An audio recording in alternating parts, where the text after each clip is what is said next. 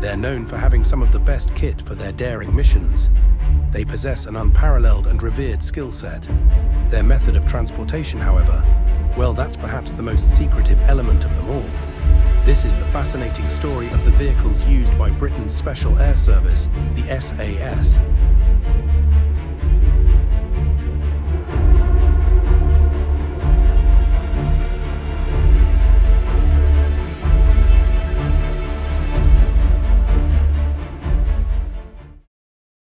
Our story begins during World War II. The British SAS was formed in 1941 as a small and highly mobile force designed to carry out raids deep behind enemy lines. To accomplish these missions, they needed vehicles that were not only tough, but could also blend well into their surroundings. Their first choice? The humble Willys Jeep. These Jeeps were stripped down, heavily modified and armed to the teeth. They quickly became the backbone of the SAS, allowing them to hit hard and vanish just as quickly. These Jeeps were fitted with extra fuel tanks, machine guns, and sand filters, making them the ideal choice for desert warfare.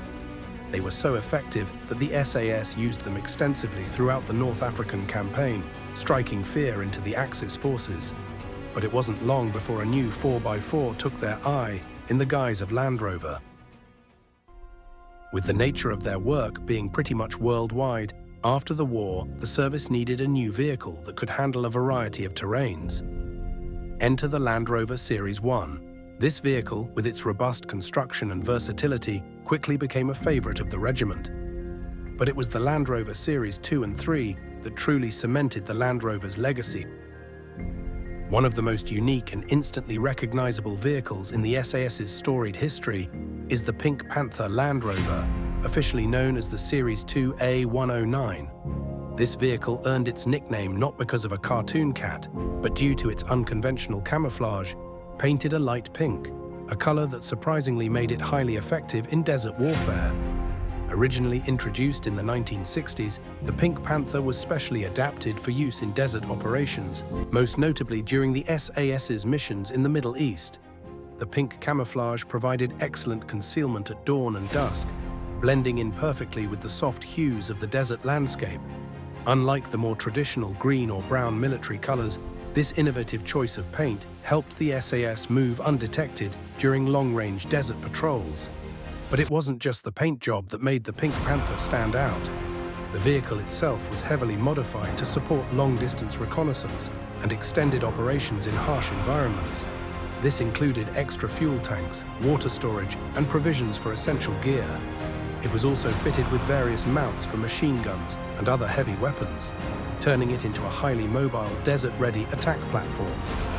Now part of the Dunsfold collection, which houses some of the rarest Land Rovers in the world, the Pink Panther continues to be a symbol of the SAS's ingenuity and adaptability.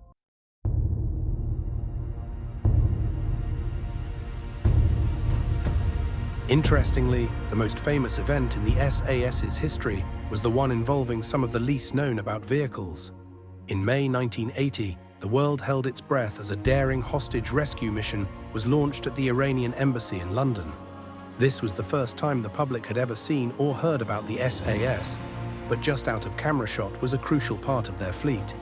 This vehicle wasn't just any Land Rover, it was specially armored and modified for urban combat. After its service with the SAS, it continued its life with the Hertfordshire Police Firearms Unit, proving its durability and adaptability once more. It then surprisingly resurfaced last year with military vehicle YouTuber Mr. Hughes, who acquired it in a state of disrepair. This Land Rover has seen it all, and owning a piece of history like this must be a privilege, not to mention the incredible stories it must hold. In the 70s and 80s, as they cemented their role within counter-terrorism, the SAS acquired a fleet of Range Rovers, but these weren't just any off-the-shelf vehicles. Designed to transport first responders rapidly to anywhere in the UK, they were expertly modified to meet the demanding needs of elite soldiers. Let's take a closer look at some of the unique features that set these Range Rovers apart from their civilian counterparts. One of the most notable upgrades was the discrete armor plating. Unlike visible, bulky armor, this plating was subtly integrated into the vehicle, providing essential protection without drawing attention. Hidden roll bars were fitted inside to offer additional safety for the crew in the event of a rollover.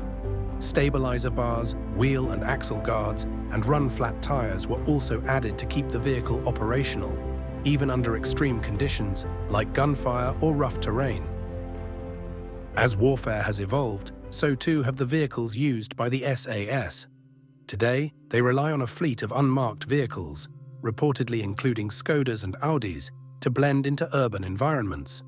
These vehicles are often used in collaboration with police CTSFO units, counter-terrorism specialist firearms officers, who require discreet yet powerful transportation for rapid response situations. That isn't to say they don't use everyday vehicles, though including unmarked vans, and obviously those that we don't even know about. After all, they're arguably the most secretive task force on the planet. These modern vehicles might not look as rugged as the classic Land Rovers, but they're just as critical to the success of the SAS. Whilst we don't know much about their technology today, it's safe to say these vehicles will be equipped with advanced communication systems, reinforced armor, and powerful engines, allowing them to navigate the tightest city streets or engage in high-speed pursuits, all while keeping a low profile. But they don't only rely on civilian-style vehicles. They share a fleet of military assets with the British Army, most notably the WMIC, or Weapons Mount Installation Kit Land Rover. These heavily armed 4x4s have seen action in Iraq and Afghanistan, where their versatility and firepower make them perfect for both offensive and reconnaissance roles. The WMIC is essentially a mobile gun platform, armed with everything from the 50 cal heavy machine gun to the fearsome GMG grenade launcher. Its open-top design allows soldiers to engage enemy targets rapidly, while still being able to adapt to unpredictable situations. Whether in the desert or the mountains, the WMIC has become a symbol of SAS mobility and firepower in modern conflict. It was born out of one of the regiment's early vehicles, the Pink Panther we saw earlier. The striking resemblance to today's equivalent is testament to the innovation driven forward by the Special Forces. We have one in our own collection, which we'll be looking to feature in future videos, so be sure to subscribe. And it doesn't stop there. The SAS has a powerful air asset as well, a helicopter nicknamed Blue Thunder. This chopper, a Eurocopter AS-365 Dauphin, is used by the SAS for fast response, covert insertions, and extractions. You might have seen similar helicopters in action in films, but the real thing, that's a different beast altogether.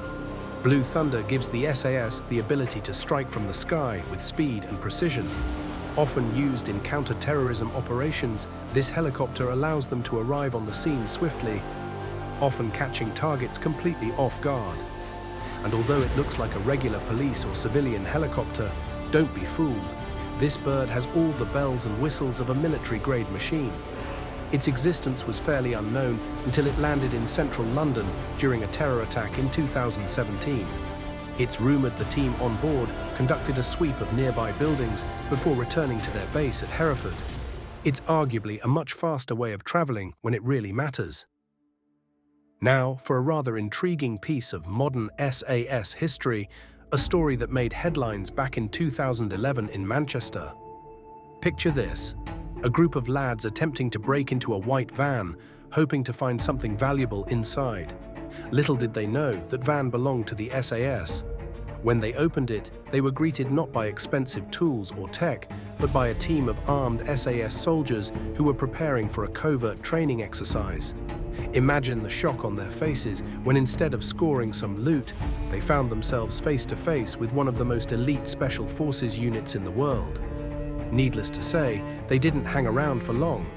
This incident highlights just how integrated the SAS is within civilian environments, even when conducting training exercises or covert operations.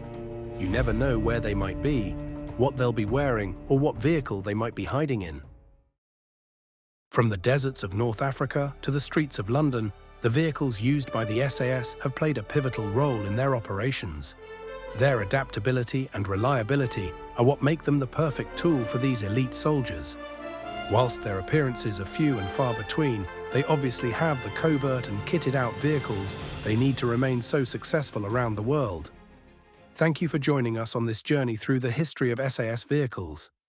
If you enjoyed this video and want to see more rare and unusual vehicles, make sure to subscribe to Classic Garage and hit that notification bell. And as always, drive safe and stay curious. We'll be back next week for more.